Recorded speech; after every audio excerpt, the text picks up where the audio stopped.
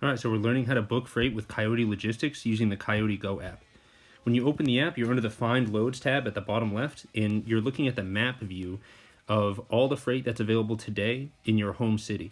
You can change the date in the top left corner. You can pick tomorrow, the next day, or if you click the calendar on the left, then you can pick any day. And it will show you that day, and you can pick the days after that as well. Go back to today. You can change your home city by clicking on the More tab at the bottom right, going to Profile, and changing it right there at the top, along with your equipment type.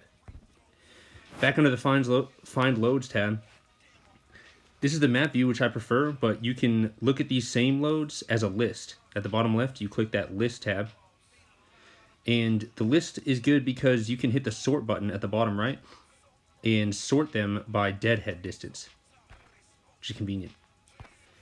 You can also hit this filter button at the bottom right, and that will let you change your preferences, right? Power only, van, deadhead distance. And when you click on a load, it shows you a lot of information. If you click on notes, it'll give you a lot of detailed information. Like this one has a lumber charge for $65. You can click on commodities to know what you're going to be hauling. And there's a View Reloads button right there at the center of the screen, and that brings you to the bottom where they're listed out. It says there's 13 reloads in the area, but it doesn't let you look at them unless you book this load.